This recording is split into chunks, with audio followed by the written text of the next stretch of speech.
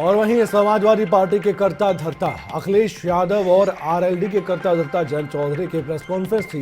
ये साझा press conference बहुत अहम थी और सबकी निगाहें टिकी हुई थी कि आखिरकार एक साथ आकर जयंत और अखिलेश क्या कहते हैं। कहा क्या गया है ये भी सुन लीजिए।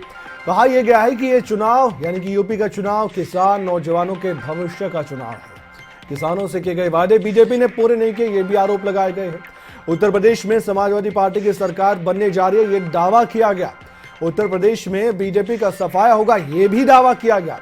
और साथ ही आगे ये भी कहा गया कि इस बार बीजेपी का राजनीतिक पलायन होगा, कोई भी काला कानून लागू नहीं होने देंगे। अखिलेश यादव कह रहे हैं सरकार बनने पर सिंचाई और योजना के तहत बहुत कुछ किया जाएगा और अखिलेश 300 यूनिट बिजली मुफ्त देने का भी ऐलान कर चुके हैं। एक तरह से मैनिफेस्टो उनकी जुबान पर था। किसानों को समय पर भुगतान देंगे, ये भी कहा गया। इस बार एसपी आरएलडी की जीत होगी, ये अखिलेश यादव की जुबान से निकले शब्द थे।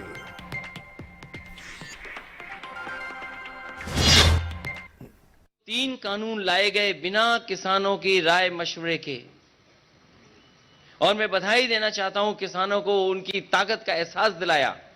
लोकतंत्र में किसानों ने एकजुट होकर के और सब कुछ भूल करके एक साथ खड़े होकर के मजबूर किया सरकार को, और सरकार को अंततः वो कानून वापस लेने पड़े।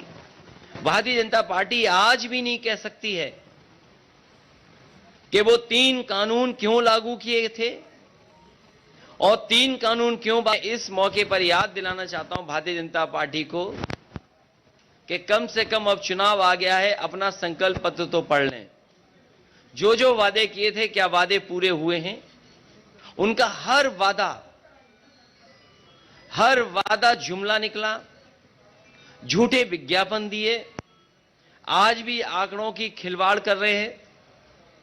और जब भारतीय जनता पार्टी घिर जाती है तो बुनियादी मुद्दों से हट करके काम करती है। मुझे उम्मीद है कि इस क्षेत्र में हमेशा गंगा जमनी तहजीब, भाईचारा और आपस में मिलकर के नकारात्मक सोच को हमेशा नकारा है। इस चुनाव में भी नकारात्मक सोच को नकारने का काम करेंगे।